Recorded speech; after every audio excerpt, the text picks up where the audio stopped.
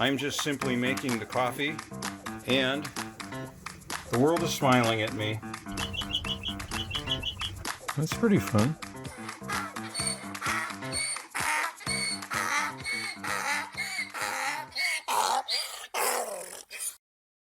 Welcome back to another beautiful day in SCOTOMAVILLE. I'm thinking of Mr. Rogers. A wonderful day in the neighborhood. Today we're going to talk about pattern recognition or pattern seeking. It's a skill set that we develop as we grow up, and then it becomes an undoing. It becomes a liability. It's not just that we have this great ability to solve puzzles and riddles and, decide who to vote for and complex issues of engineering. It actually becomes something that others get a handle on. They can use it against us because we have a bent in our biology to use as little of this 20 watts as possible and to take other people's recommendation and not do the research. So let me describe to you what I mean by pattern recognition. And you do it all the time. Well, so do I. Let me give you a few examples.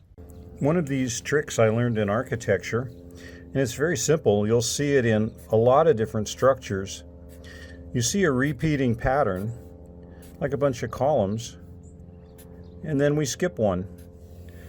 So what does your eye do? Your eye goes, hey, right here, look what's missing. It's this, right? So it doesn't matter how you do it. You could do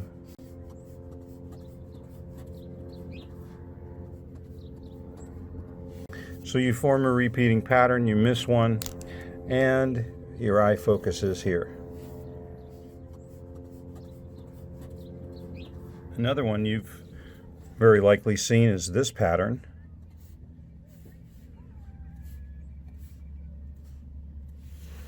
And when you look up at the nighttime sky, you see the Big Dipper because somebody drew it that way and explained it that way to you. And it's easy to remember because we plot that image in our brain. Here's one you might not yet know. If you look equal distance from this point to this point in a straight line, right here, this specific area of the nighttime sky and area of the entire universe was thought to be patternless, was thought to be desolate and absent of all galaxies. And upon close observation, there emerged over a month of exposure well over 100 additional galaxies, expanding our possible concept of the entire universe. So one of the things we like to do is solve puzzles.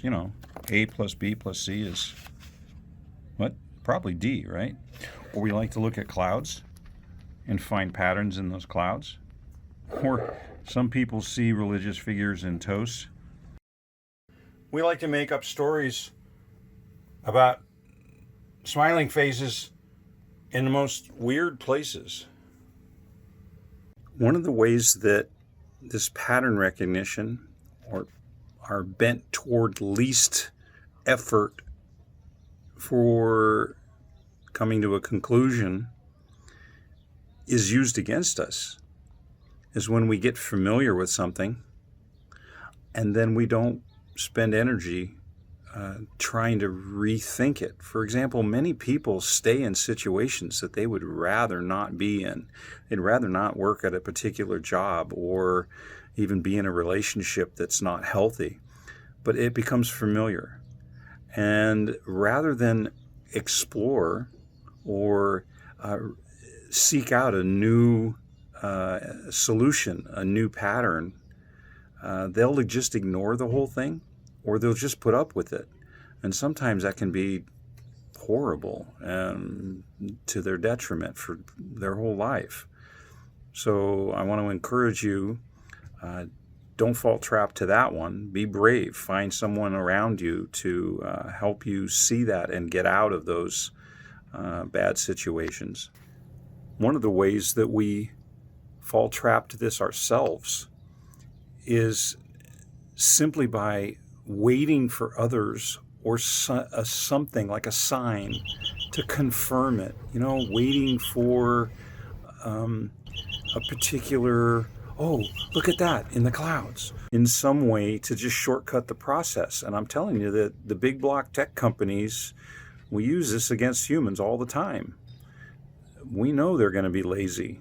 We know that they're going to take whatever recommendation is given to them and not seek out the rest of the possible solutions, not to look elsewhere, right? To save on that 20 watts. If this is so bad, why do we even bother with it, Daniel? I mean, come on, we should just take a pill, right? No, I want to give you the one aspect that I have found to be fabulous in solving all kinds of complicated problems and challenges and coming up with new innovations and things. And it's usually combined with sleep.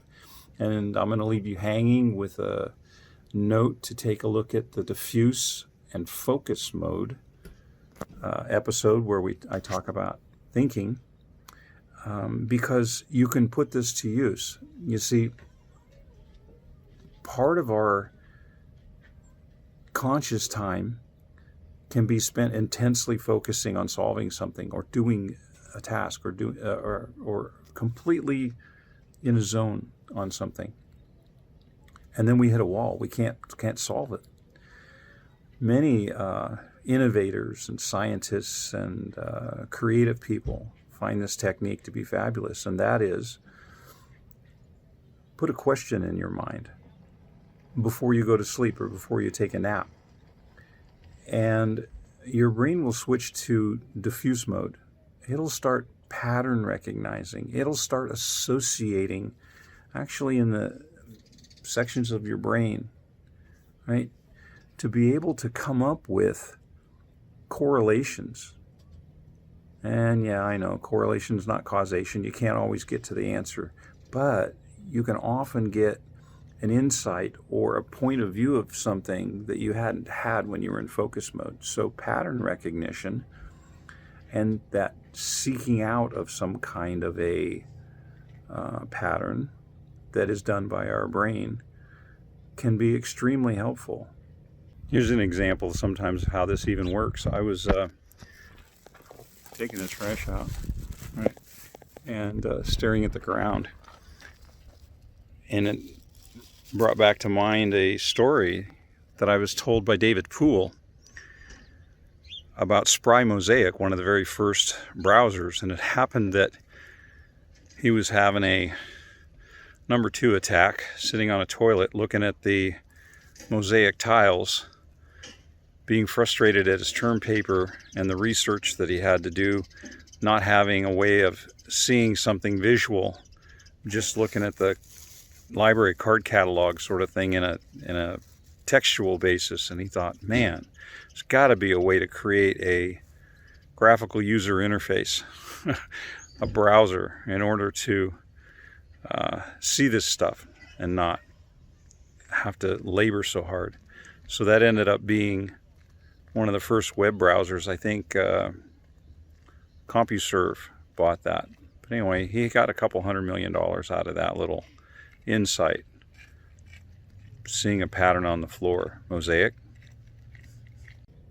In fact, if you miss the step coming out of your Airstream, I'd suggest putting down a little snake, because every time you open that door, oh, look at that, oh, and you see the step.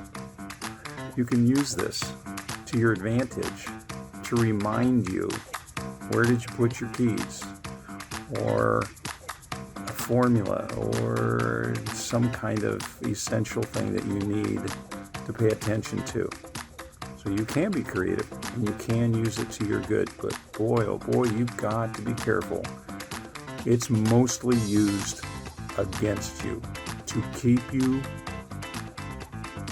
and your attention focused on what somebody else wants you to pay attention to in SCOTOMAVILLE. All right, now leave me.